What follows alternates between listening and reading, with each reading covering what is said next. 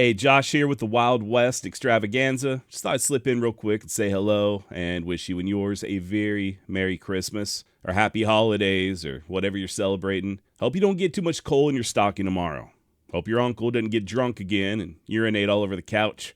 Hope your grandmother doesn't get ran over by a reindeer or any kind of deer. And I really hope you stick around and watch the rest of this video.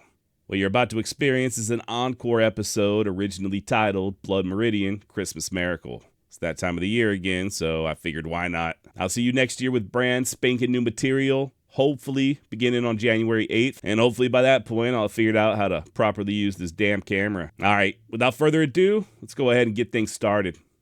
A man's at odds to know his mind, 'cause his mind is all he has to know it with. He can know his heart, but he don't want to. Rightly so. Best not look in there. It ain't the heart of a creature that is bound in the way that God has set for it. You can find meanness in the least of creatures, but when God made man, the devil was at his elbow. A creature that can do anything, make a machine, and a machine to make the machine, and evil that can run itself 1,000 years. No need to tend it. The girl was on death's door when the lieutenant found her, half starved and suffering from exposure under the searing desert heat. Nevertheless, Whipple was able to nurse the young lady back to health, sharing from his canteen at first, and, when she was able, his ration of food. Then, before sending the girl back to her people, the Quechan, Lieutenant Whipple gifted her a small mirror, just a token of friendship. Following this good deed, he and his party of topographical engineers simply went about their business, surveying the Gila River boundary of present-day southern Arizona. Now, believe it or not, surveyors like Lieutenant Whipple had one of the most dangerous jobs on the frontier, especially back in them early days. Not only were they traveling through mostly uncharted territory and at the mercy of all that Mother Nature could throw at them, but the land they were surveying was also occupied by indigenous tribes who may or may not appreciate their presence. Hell, back in Texas, where Whipple had also plied his trade, the Comanche declared an open season on surveyors, dispatching any and all they could find on site. That said, it was a lucrative career, albeit for those with a high tolerance for adventure. George Washington did it, as did Daniel Boone, and even celebrated Texas Ranger John Coffee Hayes. Then there's the curiously named Lieutenant Amiel Whipple, a guy that I'm willing to bet most folks have never heard of. As a graduate of Amherst College and fifth in his class at West Point, Whipple was one of the Army Corps of Engineers MVPs in the late 1840s, which is how he found himself in Arizona saving that damsel in distress. A couple years later, Lieutenant Whipple was back in the same area, with a group of 47 men once more surveying the Gila. The expedition began running low on supplies, so on December 22nd, 1851, they decided to head downriver to Fort Yuma. Figured they'd not only stock up on much-needed provisions, but also enjoy a nice relaxing Christmas before resuming their toil. Now, Fort Yuma, where Yuma, Arizona now stands, was first established in 1849 as Camp Calhoun. And in those days, this was a highly trafficked area, mostly due to gold seekers headed to California. Matter of fact, so many people were passing through that the men of Camp Calhoun began operating a ferry right there on the Colorado River. In January of 1850, the military departed, and the ferry, known as the Yuma Crossing, was taken over by an enterprising businessman by the name of Dr. Abel Lincoln, not to be confused with the future president. And it was a prosperous business. Not only did Doc Lincoln have friendly relations with the neighboring Quechan people, but he was also making bank. Unfortunately, things took a turn for the worse when John Joel Glanton arrived with his band of scalp hunters. And yes, this is the same gang featured in Cormac McCarthy's Blood Meridian. While that novel is a work of fiction, many of its characters and scenarios are based on real-life people and events, including the Yuma Crossing. Now, if you've never read Blood Meridian or you're just unfamiliar with John Joel Glanton, he truly was just a very nasty guy. We will be devoting an entire episode to he and his gang here in the near future, but long story short, Glanton was a former Texas Ranger and hero of the Mexican-American War, turned homicidal maniac. In the late 1840s, he was hired by the Mexican government to help keep the Apache at bay, receiving bounties for each scalp that he and his men were able to harvest. Only thing is, Glanton didn't just stop at killing Apache warriors, or the Apache people in general. Friendly tribes, innocent women and children, and in time, even unsuspecting Mexican citizens all fell prey to the scalping knives of Glanton and his men. So prolific was their murder spree that the Mexican authorities ended up chasing the gang out of the country entirely, straight into southern Arizona, and as fate would have it, Doc Lincoln's Yuma Crossing. Now at first Lincoln, not knowing who he was dealing with, figured he could use the gang's help with the ferry. This backfired, and in no time flat, Glanton just strong-armed his way into taking over the entire operation. Wasn't long before he and his gang took to harassing, and then just outright robbing, travelers of all they had. Skip ahead to the spring of 1850, and a General Anderson from Tennessee passed through with a large group of Americans, bound for the gold diggings. I reckon Anderson didn't care much for Glanton's attitude, can't blame him there, so he moved downriver a ways and had the Quechan construct a boat for him and his people. And to add insult to injury, once safely on the other side, Anderson presented this vessel to the natives, who commenced operating their own ferrying business, much to John Glanton's disgust. Worth noting that it wasn't just Americans who sought passage across the Colorado River. A great deal of would-be prospectors hailed from the Mexican state of Sonora, and surprise, surprise, they really weren't all that fired up to do business with the scalp hunters. As such, they took to using the other ferry operated by the Quechan, further infuriating Glanton. Now, somewhere along the line, an Irishman by the name of Callahan got himself murdered.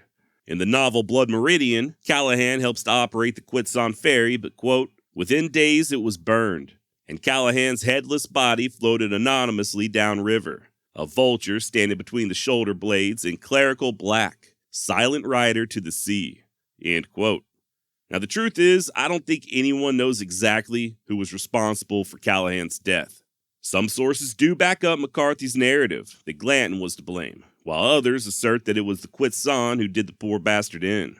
Either way, tensions were mounting there on the Colorado. Finally, one of the big Quechan chiefs, a guy by the name of Hal Honey, paid the gang a visit looking to smooth things over, but it was no use. A hot-headed John Glanton declared that going forward, he and his men would kill one Quechan for every person they dare ferry across the river. Still hoping for a compromise, Hal Honey proposed that his people only ferry animals, at which point Glanton picked up a large stick and smashed it down over the chief's head, unknowingly signing his own death warrant in the process.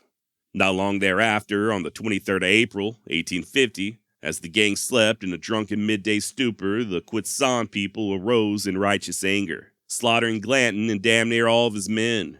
Even poor Doc Lincoln fell prey to the carnage, his body thrown in a fire right alongside Glanton's. And it was this massacre, ironically, that started what's now known as the Yuma War. Yuma, by the way, being a historical classification of the Quechan people. A large force of volunteers from California arrived, soon followed by the U.S. Army.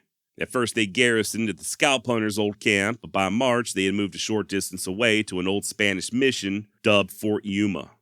Captain Davidson took command in November of 51, and according to Frank Robertson, in his History of Yuma, quote, in the following month both fort and ferry were abandoned for a short period, end quote. And Fort Yuma would stay abandoned until February of 1852, which is exactly how Lieutenant Whipple and his men found it on Christmas Eve. You thought I forgot about Whipple, didn't you? Well, as it turns out, despite the fort being abandoned, Whipple and his men were most definitely not alone. Far from it, as the surveyors would soon be greeted by a force of over 1,000 angry Quechan warriors, still smarting from the many abuses of John Joel Glanton. Whipple tried negotiating to no avail. According to an interpreter, the natives planned on killing him and every single one of his men the following day. Okay, fine. But you just can't give up, right? The good lieutenant set his surveyors up on a hill as they began preparing to sell their lives dearly. Got to imagine there weren't much sleep that night as both arms and souls prepared for the following day's action. Sure enough, by the time the sun rose on Christmas Day, the disposition of the Quechan had not improved one lick. Painted warriors were massing, getting themselves worked up, and it didn't take no genius to figure out that an attack was imminent. And then, just as things were getting about ready to pop off, a young girl emerged from the riotous crowd, the same young damsel whom Whipple had saved 2 years prior. She began to frantically point the lieutenant out to the chiefs, explaining what had happened, and they reluctantly called a parley. Once the Quechan verified that the girl had indeed accurately identified her savior, The attack was called off and an impromptu feast was thrown. Hell, the Quechan even ferried Whipple and the others across the river once they was done filling their bellies. A Christmas miracle? Perhaps. Or maybe, to paraphrase Clint Eastwood and the outlaw Josie Wells, for just one day at least, men decided they could live together without butchering one another. And on this particular occasion, that day just so happened to fall on December 25th. Now, what that young Quechan girl's name was, I don't know, nor am I aware of her fate. But according to the good book, blessed are the peacemakers. As for Whipple, he'd go on to serve in the war between the states. Saw action at the First Battle of Bull Run, where he was not only cited for bravery, but also breveted as a lieutenant colonel. That very same year, Whipple would be promoted to a major, and finally, in 1862, a brigadier general of volunteers. He was both the brigade and division commander, overseeing the defenses of Washington, D.C., fought at the Battle of Fredericksburg, where he was once more cited for gallantry, and then sadly, on May 4th, 1863, during the Battle of Chancellorsville, Amiel Whipple was mortally wounded by a rebel sniper. He'd hang on long enough to be transported back to D.C., where President Lincoln personally gave him a deathbed promotion to Major General, before passing away on May 7th, at just 44 years of age. Story goes that Lincoln thought so highly of Whipple that he even rode in his funeral procession. And that's about all I've got on Amiel Whipple and the Blood Meridian Christmas Miracle of 1851. Thanks for listening. If you're looking for more true tales from the Wild and Woolly West, head on over to wildwestextra.com. While you're there, hit that contact button. Let me know what's on your mind. All right, till next time, try not to scalp anyone, please. If you see anyone in distress, try to help them out. And if you plan on operating a ferry, just make damn sure you don't involve anyone by the name of Glanton. Adios.